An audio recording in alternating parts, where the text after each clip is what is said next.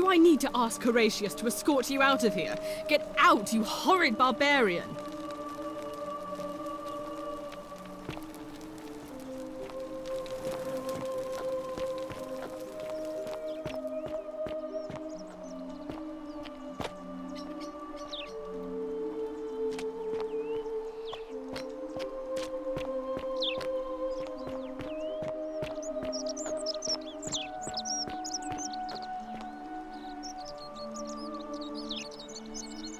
Ah, you've returned.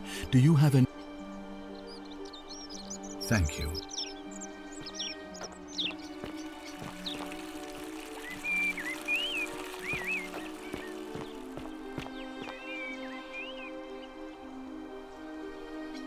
What were you two talking about? Don't play dumb. I saw you. Having a shady little chat with old man Sentius up on his balcony. What's he offering you? Money? Favours? What's your vote worth to him?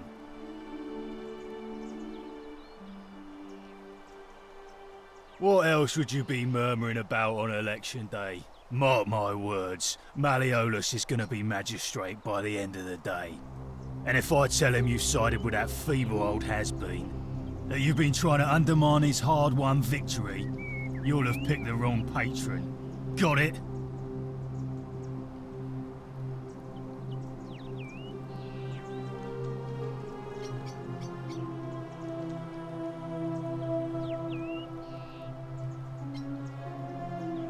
Good, then stay out of it. Nobody likes Caput Murdae foreigners interfering in an election. Can't hurt. The name's Domitius. You want to get to Malleolus, you go through me.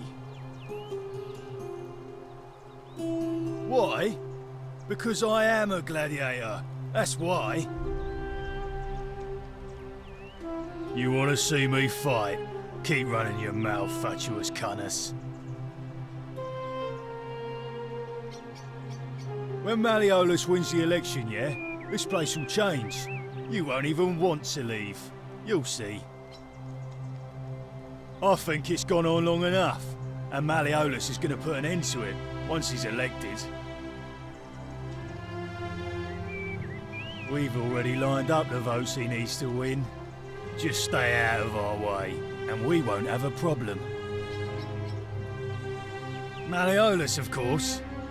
If old man Sentius can't even protect his own daughter, how can we trust him to protect us? Too bad. He's busy. Unless... No. You don't look like you could afford it. I'm glad you asked. See, he's a busy man, and this is an important day. He'll be inside practicing his victory speech for tonight. Left me strict instructions he doesn't want to be disturbed. So if you want to see him, I'll need something valuable in return.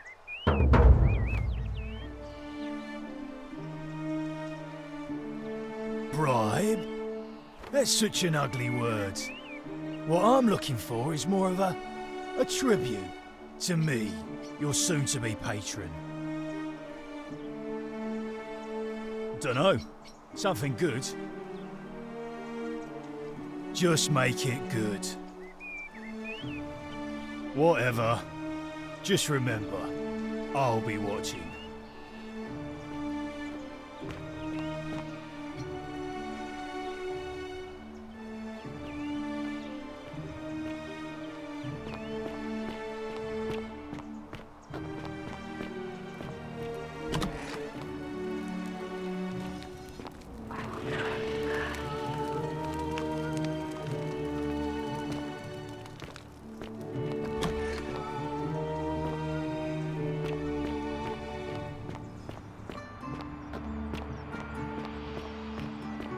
Keep an eye out for Santilla, would you? A new face. Ave, and may Vesta watch over you. I'm Equitia. To what do I owe the pleasure of this visit?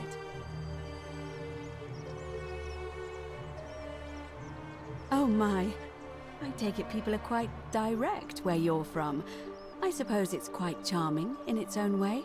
Usually, however, you wouldn't simply march up to a Vestal priestess and without due formality or courtesy ask, "What is your story?"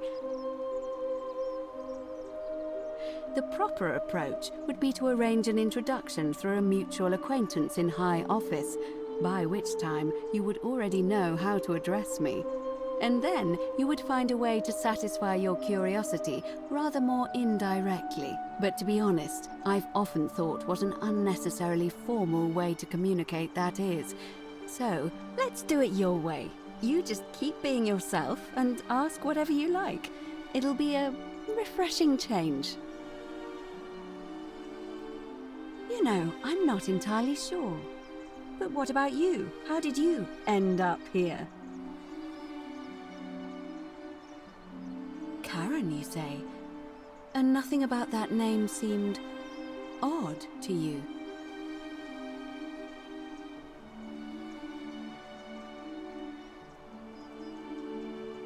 Older. I see. I wonder if... No. I apologize. I don't mean to be cryptic. It's just that you've got me thinking. Have you spoken with any of the others about how they arrived here too? I really think you should.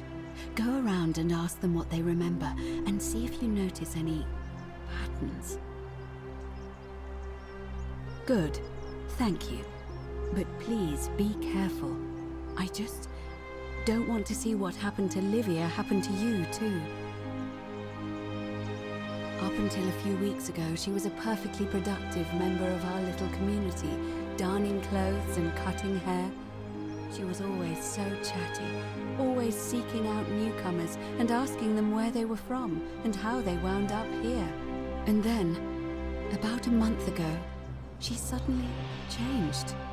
She withdrew, stopped working and became despondent, started muttering to herself.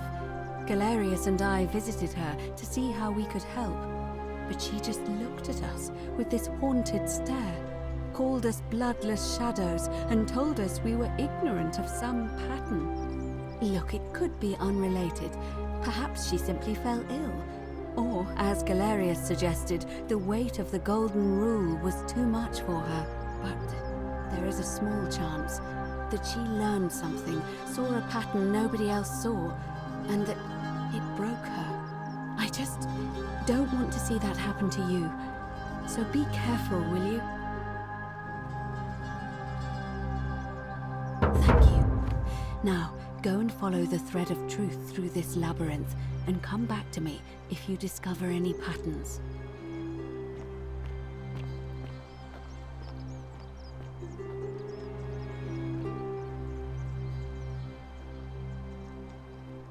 I don't, I'm afraid. It seems to me we're exiled here until the gods judge us, one way or another. I'm quite sure it's the work of the gods, which is strange because they've never been particularly concerned with our misdeeds, as long as we've kept the peace of the gods. We asked for blessings, for good health, bountiful harvest, military victory, and in return, we offer praise, wine, incense, or animals. But here, it seems they require much more of us. I find myself reminded of an especially pertinent tale from our great poet Ovid in his epic Metamorphoses. Would you like to hear it? It is rather long. Wonderful. It goes like this. Baucis and Philemon were an old married couple living a humble life in a small town. One night, the town gets a visit from a couple of vagrants. They go from door to door, asking for a place to stay the night. Of course, being vagrants, they're turned away sharply from house after house, 1,000 in all, until finally they come to the little cottage where Baucis and Philemon lived. Now, the kind old couple had very little to offer, but nevertheless, they invite these strangers into their house and offer them food, wine, and a place to stay. Immediately, the guests make themselves at home. They begin gulping down the old couple's wine, so much so that Baucis, the old lady, begins to worry they're going to run out. And then she notices something strange. Her wine pitcher keeps refilling itself, as if by magic, realizing only a select few possess such powers, says to her husband, Philemon, "I think these men are gods in disguise." Immediately, the couple begins apologizing for offering such coarse wine, and the vagrants metamorphosize and reveal themselves to be Jupiter, the king of the gods, and Mercury, the trickster god. They confide they didn't mind the meager offerings. They were just pleased that someone in the town offered them hospitality. Then Jupiter says to them, "You have passed our test, but everyone else in this city failed, so we are going to destroy this place and everyone in it, except you, who we will grant a wish." So old Baucis and Philemon escape up into the mountains safely, and they receive their wish, which is for eternity together. Meanwhile, Jupiter carries through with his threat and wipes that city off the map.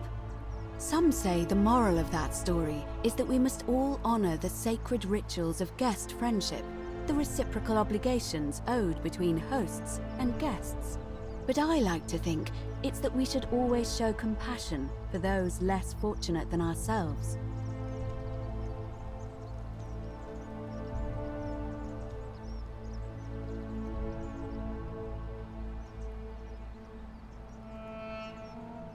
I'm pleased to hear it.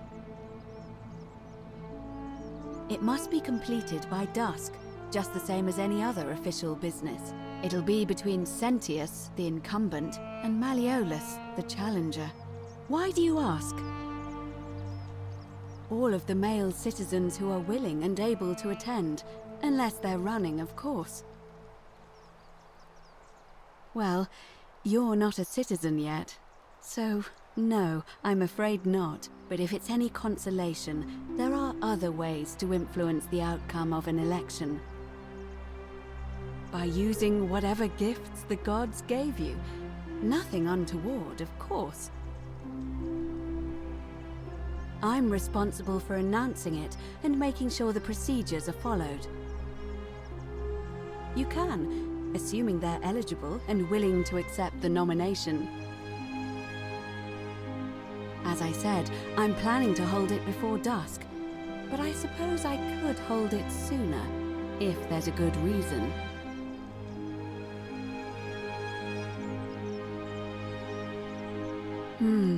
Yes. I have overheard some rather unpleasant arguments. The last thing we need here is additional conflict. Very well. I'll get things started right away. Citizens, it is time. Let us meet to elect our magistrate. Time to go to the theater.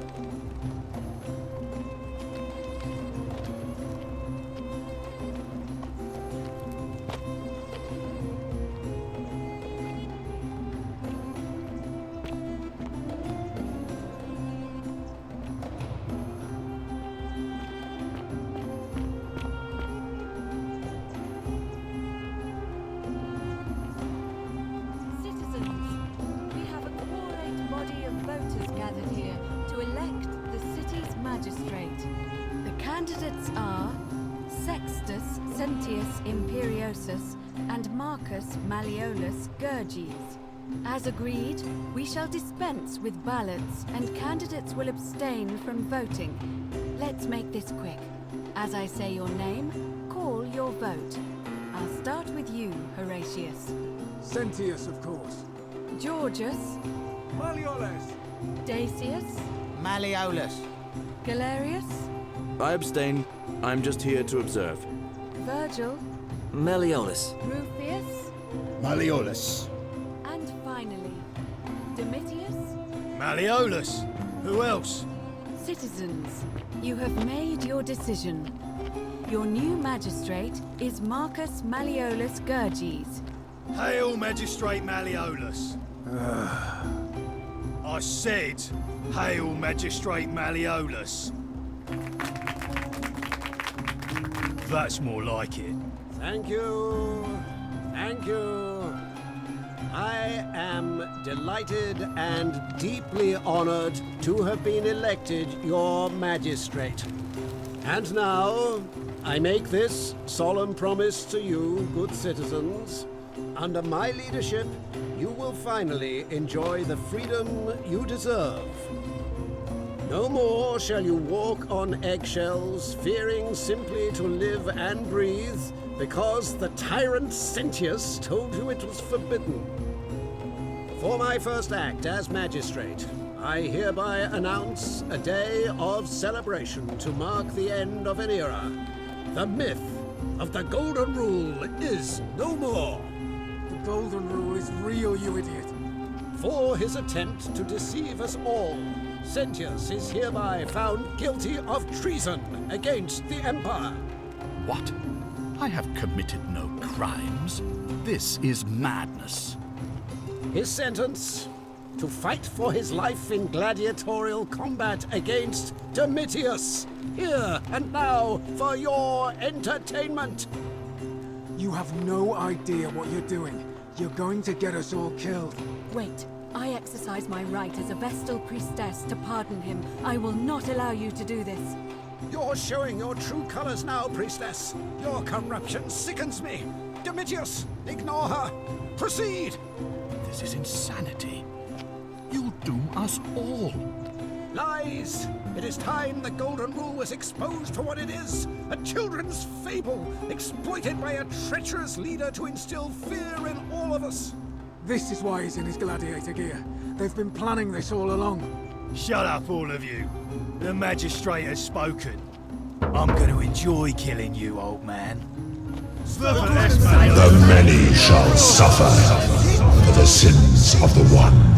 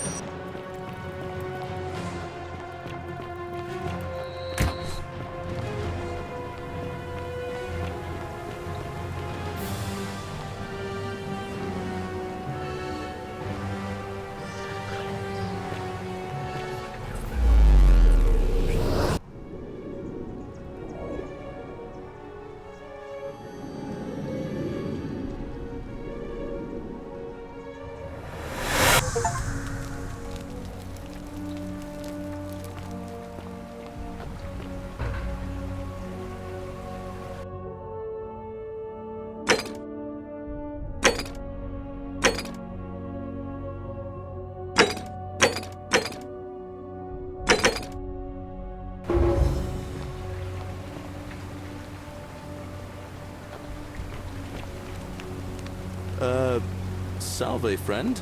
I'm Galerius. Mind telling me who you are and what you were doing in the Shrine of Proserpina? I don't think so. I've never seen you before in my life. Oh, Bacchus, how much did I drink last night? Sorry to have bothered you. Oh, and since you seem to be in a hurry, you should try out this device I made. Worked real hard on it.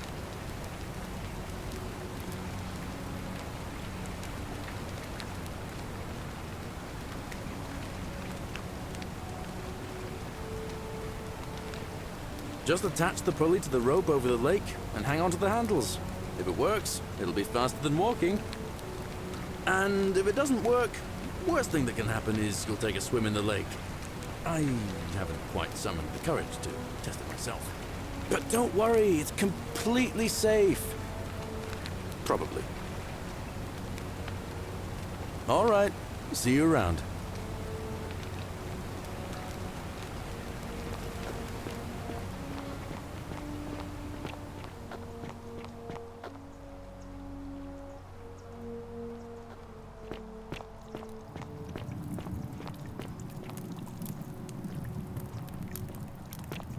Fortune smile on you, brother.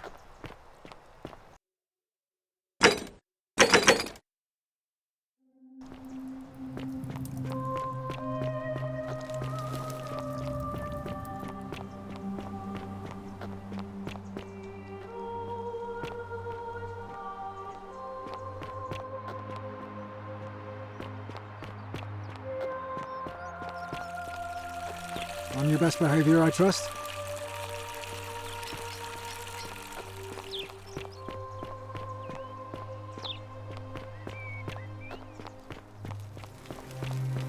Ugh, this place has become a thoroughfare. Ugh, I wish Horatius would stop letting barbarians in. You know, some people say it's the creation of an all-seeing god who's watching everything we do. But what kind of an awful, incompetent...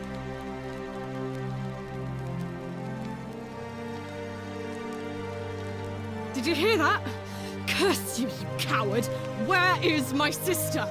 What do you have to say for yourself? No response. Nothing. That's what I thought. I'm telling you, this mysterious god of ours has to be asleep on the job. Either that, or, like people are saying, it really is just a children's fable my father is exploiting to frighten us into behaving.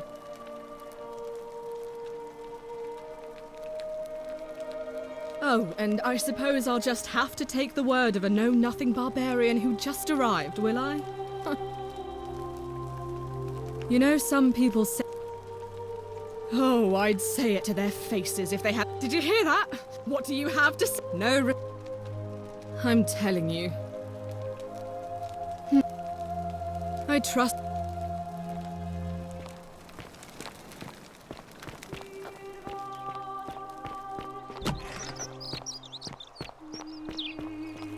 On your best behavior, I trust? Hey, Horatius.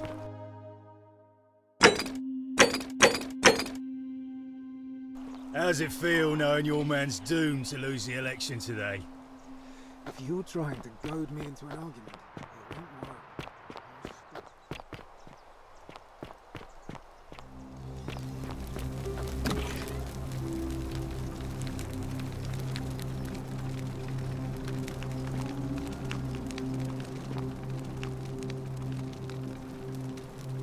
What are you doing in here? Can't you see this woman is dying? She's been poisoned. She needs the resin of a plant called Silphium, but that Culus cumbulatus Decius won't give it to me.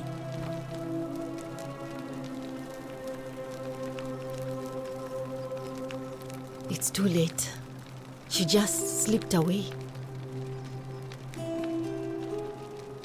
She was poisoned. She came in here frothing at the mouth. Normally, I'd treat her with resin of Silphium, a rare plant which is perfect for this sort of thing. And I knew Decius had some at his market stall, right around the corner. So I ran over there, but he just looks at me with this evil smile and says, "That'll be 1,000 denarii." There was no way I could afford that, and he knew it. Then that toad shrugs and says, "Supply and demand. I guess you don't value your friend's life that highly."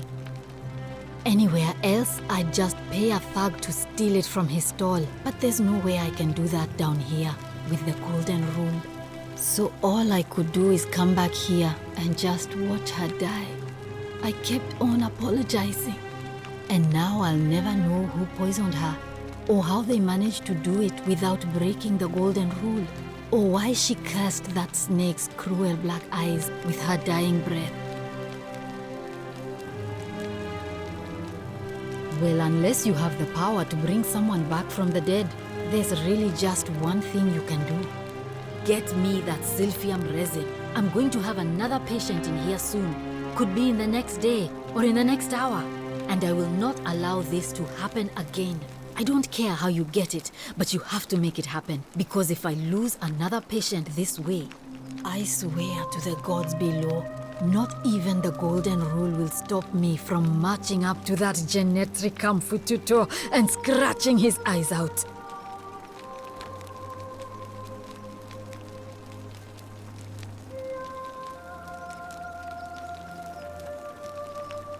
Well, come back if you get sick or injured. Day or night, I'll do what I can.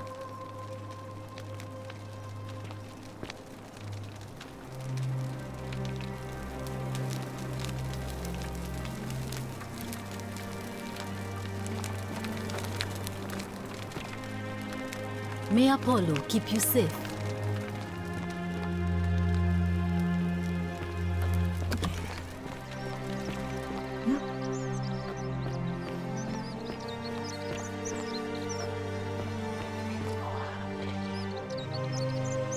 Salve, stranger, and welcome to our idyllic little slice of the Empire. I'm Dacius. Terrible shame what happened to Yulia, but we just have to carry on, don't we?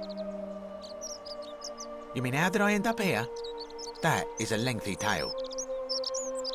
All right. Well, you see, I'm in the business of procuring rare and precious objects liberated from the enemies of Rome. Mostly sculptures, vases, the occasional slave, fetch a magnificent price in Roman high society. Had myself a nice little shop in Rome just off the Forum. Lots of foot traffic and close to the docks. Good place to be when the fires broke out. See, about 7 months ago, half of Rome caught on fire. Everyone who couldn't get to an outer gate was running for the river, open to escape by barge. So I gathered my coins and some priceless vases into a cart and had my most loyal slave girl, pretty young thing named Acantha, push it for me. All the way down to the river, I'm elbowing through a stampede of people, turning back now and then to make sure she hasn't legged it with my valuables.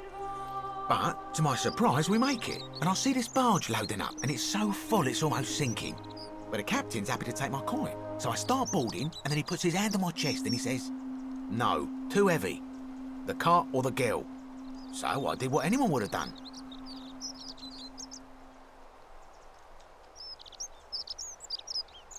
The girl? Weren't you listening? All my valuables or the girl?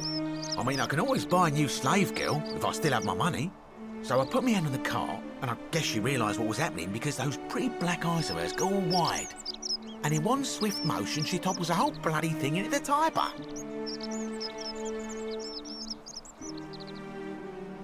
No, I dived in after it, of course. Aren't you paying attention? That was a bloody fortune. Only, I guess I must have hit my head or something, because everything went black. When I came to, I'd washed up on the riverbank not far from here, with nothing in the world but a single silver coin. Thank you, friend. But it turns out it might have been a stroke of good fortune, because this place is a veritable treasure trove. Look around you. There must be more gold in here than in the treasury of Rome. If I can just figure out how to get it out of here. I'm afraid not. If you're desperate, I did hear that Aurelia down at the tavern claims to know of a way out, but I'm not sure I trust her. Some people here are a little shady for my liking.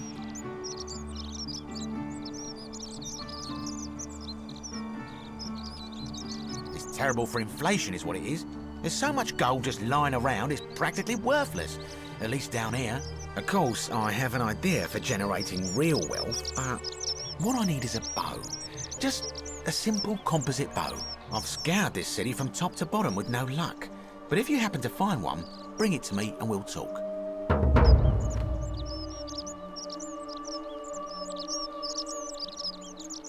Oh, well, technically yes, but that just means you'll need to be a little discreet. Thank you, friend. Malleolus. I mean, Sentius couldn't even keep his daughter safe. What hope does he have of protecting us?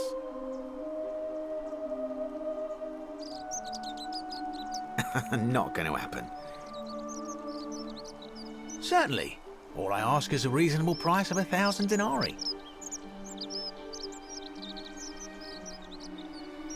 That's hardly my concern.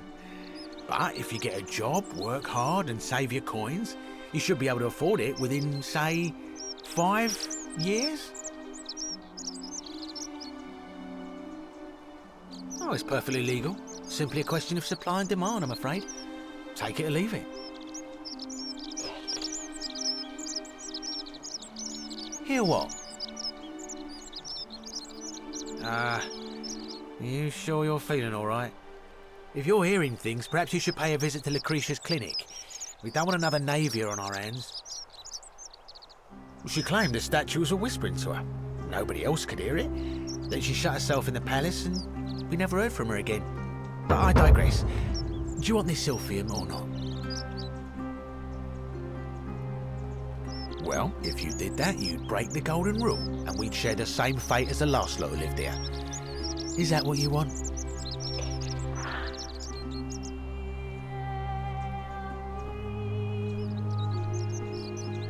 Do you think I don't know a bluff when I see one?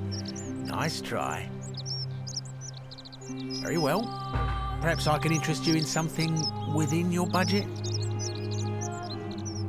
Very well. Another time.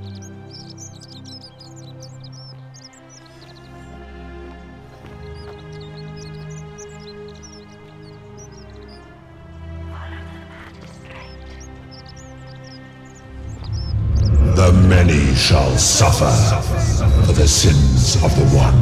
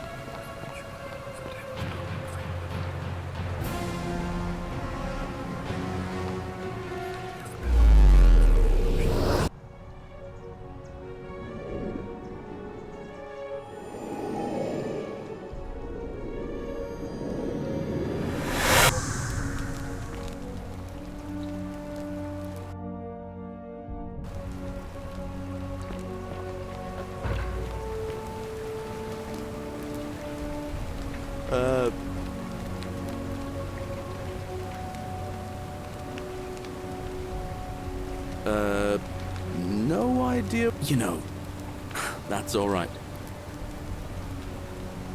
We sort of lose track of the date down here, but it feels like the beginning of...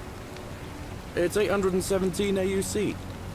Sorry, you look confused. 817 years since the founding of Rome. CE? No idea what you're talking about. But listen, most folks seem a bit confused. You seem very... Live by our law. All right, friend. Suit yourself. Just don't do anything too reckless till you've spoken with...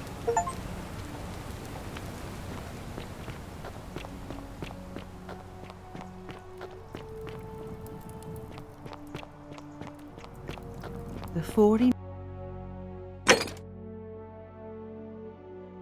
melodies fetch again with incessant labor.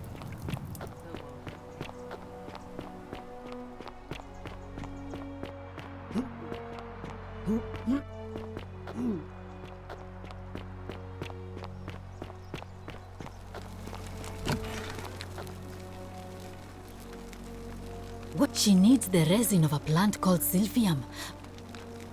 What? Quick, give it here. Yulia, you need to swallow this. Here, let me help you.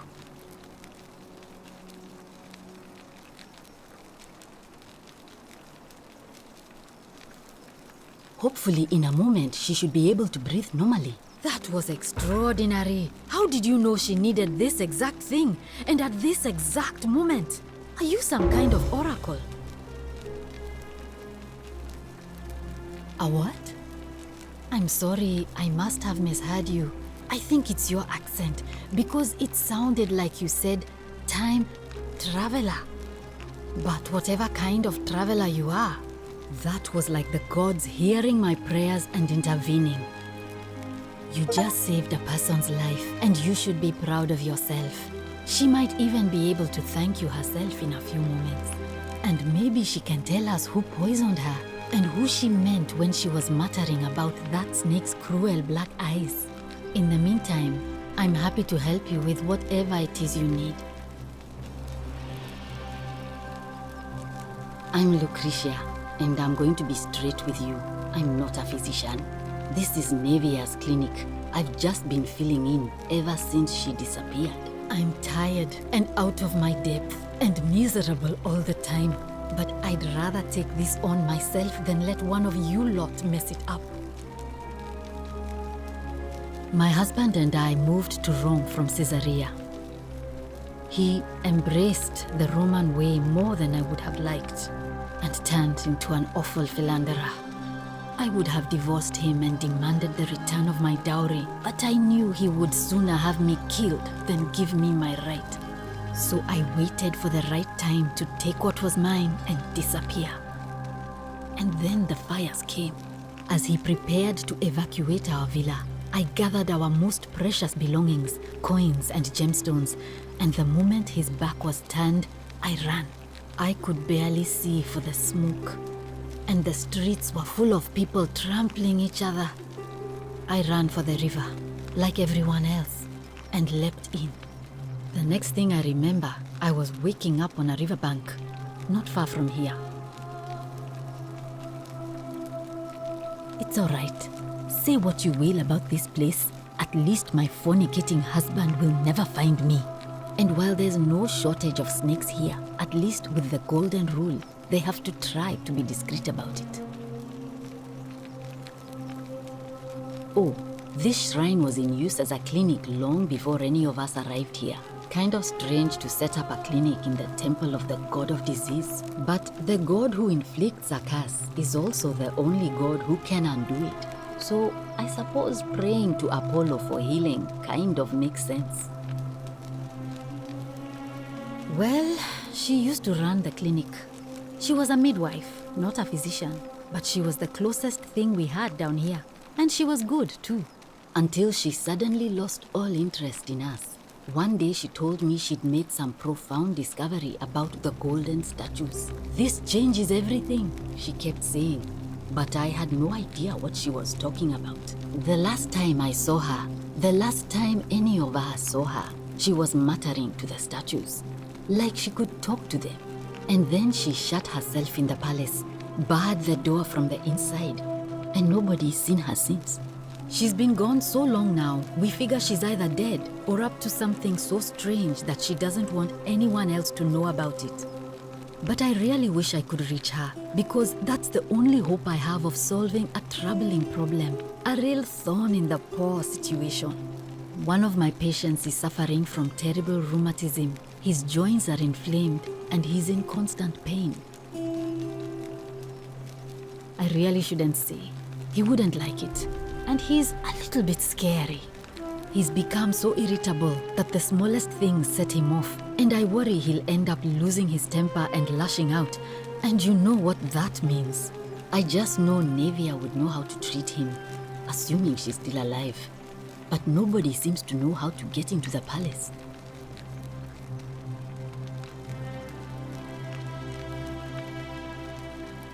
Really? That would be wonderful. Thank you. Let me know how you go.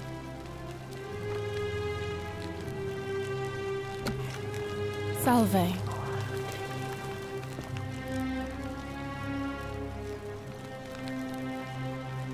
Oh, it's you. Sorry, I'm still a bit out of it. But thanks for trying to help me, I suppose. Was there something you wanted? Lucretia says I'm supposed to rest. As much as I'm grateful that you tried to help me, it's just not safe for me to talk about it. Please, no more questions.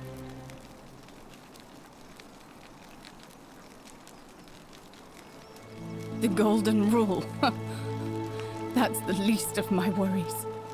The gods may be cruel, but Malleolus and Claudia are far crueler. Please, just leave me alone. I don't want to talk about it.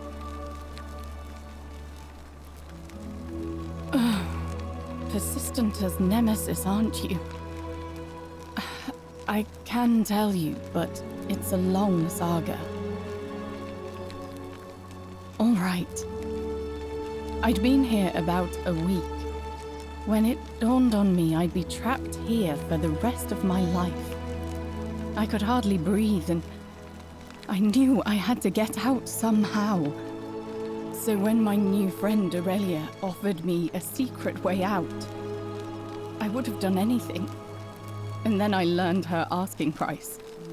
1,000 denarii. She was supposed to be my friend. I told her it would take me years to save up that much. So she suggested I take out a loan from Malleolus. And I did.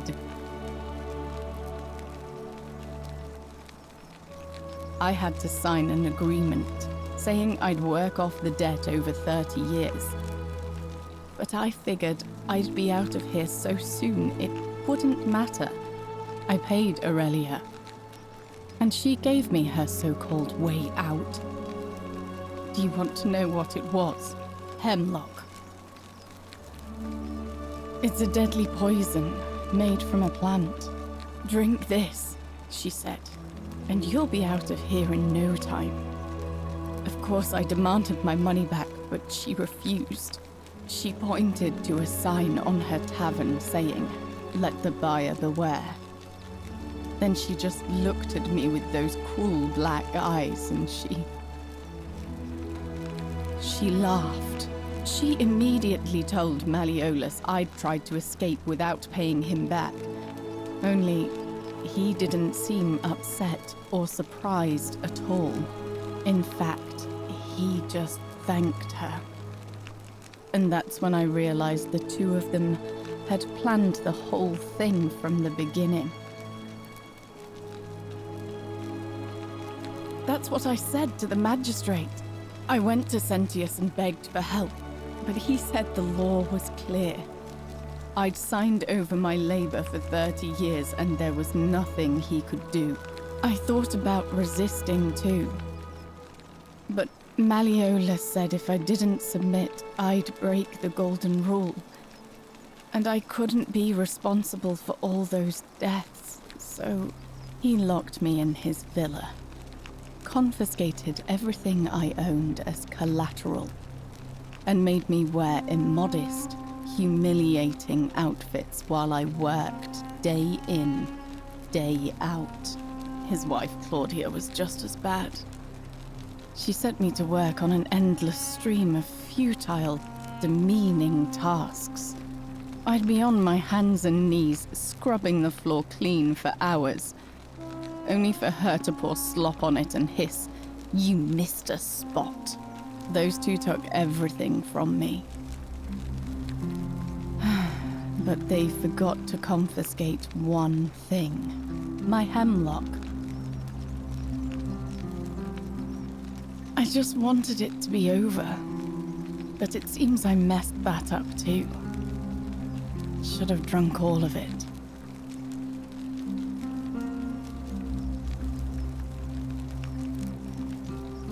I brought it on myself. I trusted one of the most callous human beings I've ever met, and tried to swindle the other. I don't know how I could have been so stupid.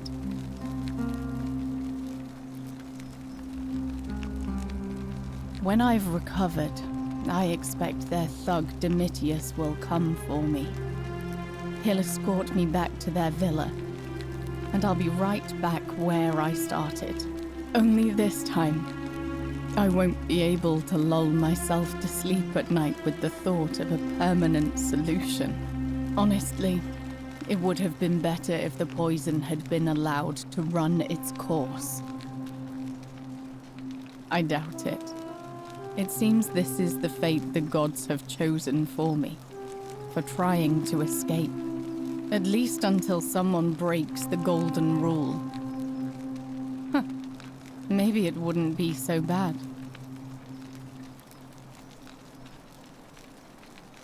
A lot. But it doesn't matter. I made a suicide pact with Ulpius last night. He's in exactly the same position as I am. Malleolus and Aurelius set the same trap for him a month after they did it to me. He and I are in this together. He's probably already thrown himself from the bluff into Malleolus's villa by now. If so, I'd never be able to live with myself, knowing I broke my promise to him.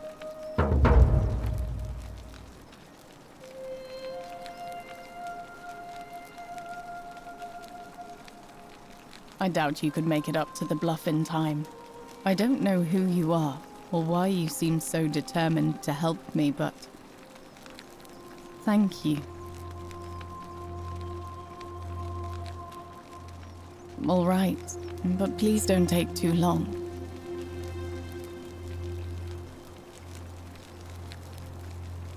You mean my life story? Oh, well, I grew up as part of a big family in Rome. Me and 3 older sisters. Our father found good husbands for my sisters, but I wasn't, cut out for that kind of life. So he found me a job as a scribe for a prominent merchant.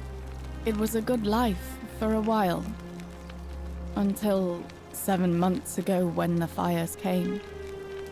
My colleagues and I worked desperately to try to protect our warehouse. We must have had 100 workers passing buckets of water, chanting prayers to Vulcan, but they fell on deaf ears. The fire was relentless and it claimed everything and everyone.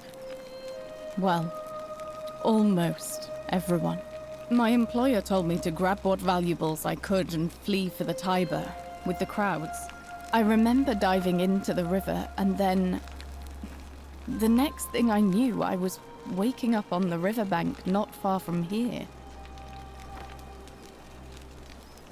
Thank you, but to be honest, sometimes I think dying in that fire might have been a blessing, given what's happened since.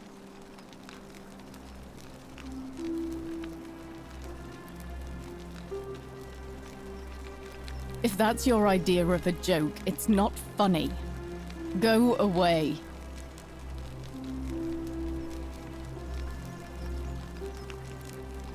I know what kind of person you are. Leave me alone.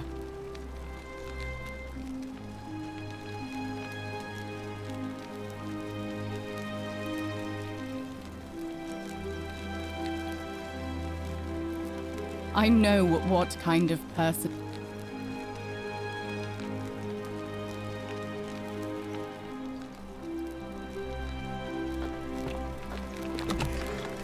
Such a bright light. Apollo is powerful here, is he not?